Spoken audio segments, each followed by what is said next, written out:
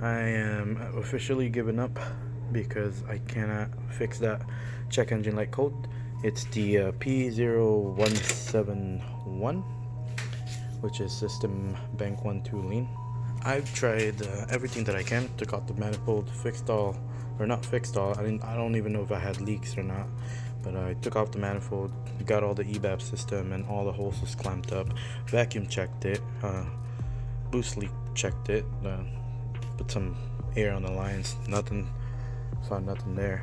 Also went down there to tighten up the headers to make sure that there's no leak down there when it's in like a really low RPM idle. Tighten that, everything seems to be good. And then when I was looking at the log, I found that the car is leaning out, as in the car is lean on idle during port injection. So for those of you who aren't familiar with port injection, are these right over here. So these are the port injection, and then it does have direct injection.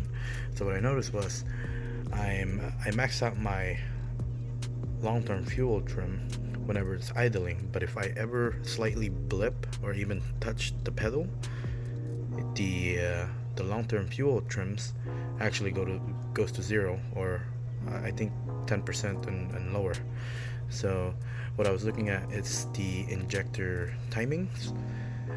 On idle, the car is actually running, at least for the first couple of minutes when you start it, it's running on port injection. I can see that because it's giving me like 4.5 ms on the port injection timing. And then once I blip the throttle, port injection goes to zero, and direct injector is the one that turns on. It goes into like 2 point something ms. So what I'm seeing is that when I blip the throttle, it switches to direct injection, which is somewhere inside there. And when it does that, everything looks fine.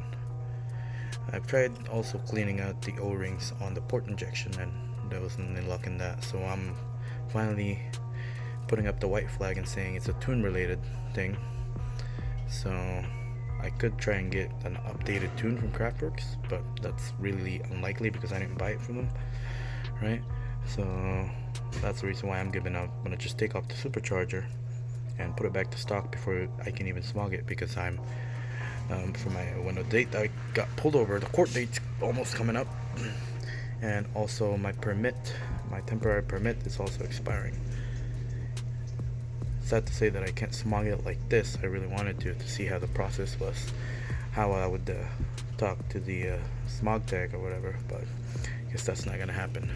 And then I keep adding on things, but I know it's not the O2 sensor because well, I took off one of the pans for the stock ones just to see if there's any cracks or not, because originally I was thinking if I blip the throttle, more air is kind of like going that way, and that kind of disregards the leak. But yeah, there's no leak in there, so it's not that. It's definitely the port injection and direct injection thing, because whenever they switch out, one is fine and one is not. So yeah, that sucks.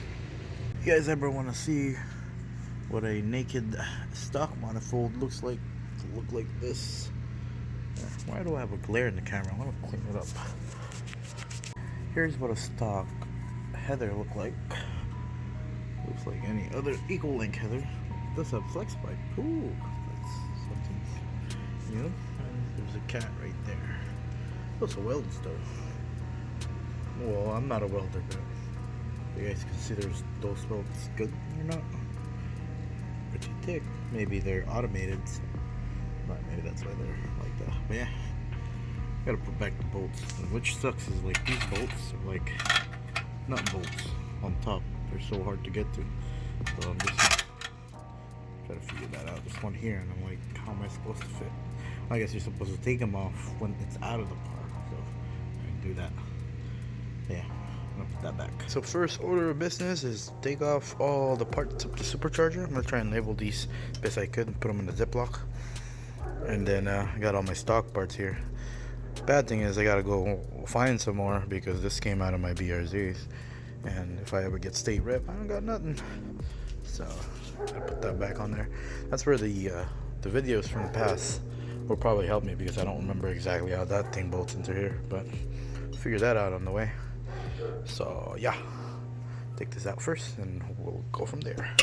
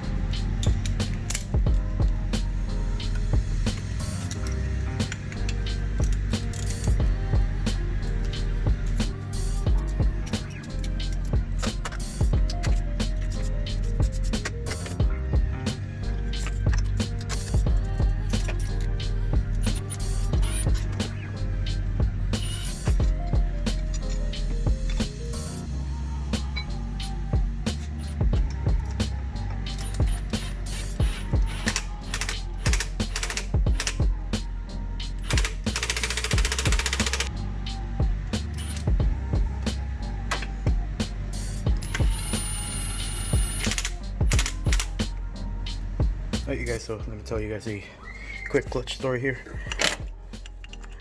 Like I stripped the hell out of this bolt trying to take it out for some reason, and what happened was I couldn't get a tool like long enough to get there. I was planning on drilling it out, but I couldn't reach it. So what I did was, it was tight like this, so I pushed it this way and I heard a big click, and oh my goodness, it untightened it, which was a good thing. I did have to take off the belt because it was in the way.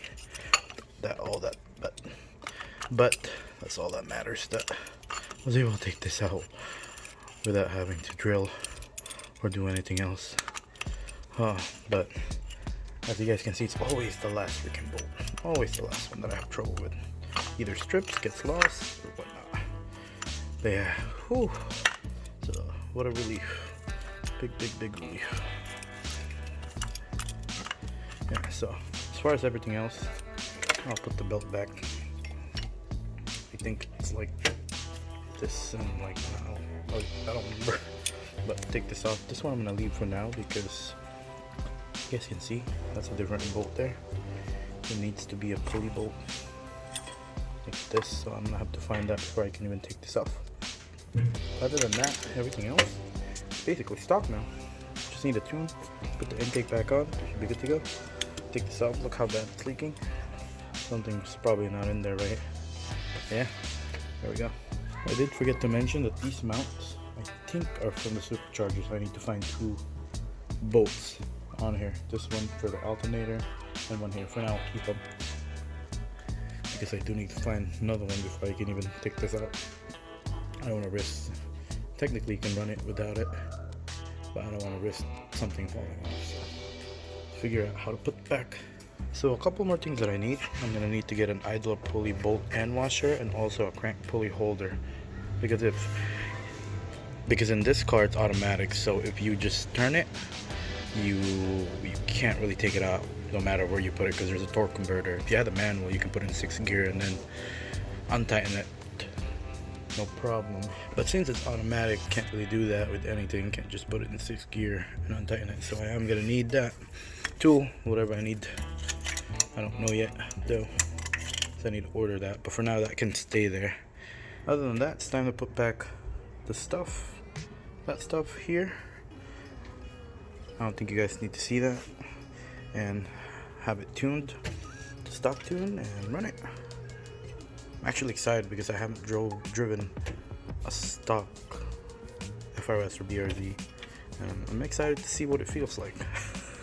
Believe it or not, the lack of power. So here we go.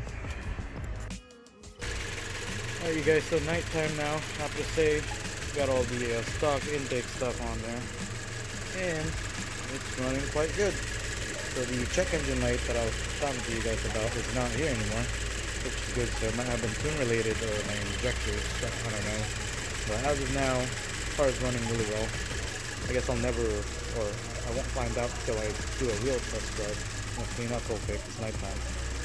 So, and then after that, take it for a quick test drive, see what happens. So got the bumper back on, so less chance of me getting pulled over again, getting a ticket for that. Probably not, but anyway, wow, this thing is so, like, I need some lubricant or like rubber, what is it called? Rubber restore. But yeah, look at my MAF sensor. I didn't have the screws. So zip ties all the way. Still gotta, yeah, reminded me. Put that on the list to get. I don't have my thing bolted up properly, so it's grounded by there, which still works. And I don't have the cover there. I need to put that back. And also the little thing right there. So no drifting for now. But yeah. So gonna go for a test drive. Excited to see how this stockish, I guess full stock FRS.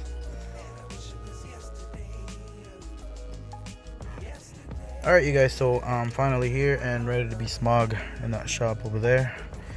So hopefully we pass. I checked the car beforehand. I looked at the readiness stuff on the OBD2 readiness testing that they have. Most of them are ready and completed except for the evaporative system thing. But I read online that that doesn't really have to be ready to pass smog. I think you can have one, or I don't remember exactly how much, but I think one not ready, and then like usually it's that code there because it takes a while. But yeah, already here, get the car smogged, and we should be good to go. Alrighty guys, so we passed. Give you guys a small, I guess, victory pull here from a stock FRS, and it's not even a sport too because I can't really shift with that one hand. So here we go, let's try this. So full throttle, yeah, let's go. That's about it, that's all she got. So yeah, I'm gonna go take this home and get it all registered in a couple of days. Alright you guys, so finally home. It's so weird driving this car because when I was putting it in park, I'm like looking for the clutch, but it's not there. Yeah, I made it home. I mean, honestly, stock, this car, it's really slow. At least for me, it feels really slow now that I'm driving the turbocharged BRZ. But it's honestly, I miss that feeling where you can drive a car like to its limit, but it's not going the speed limit yet. I don't know if that makes sense. Like in this car, you can rev it up all the way, and you're still at like 60 miles per hour, and that takes a while. Like it makes you feel like you're racing, kind of, something like that. Like that sound you hear going from 4 to like say 7,000 RPM. It makes you feel good. You know, it makes you feel like you're in Fast and Furious.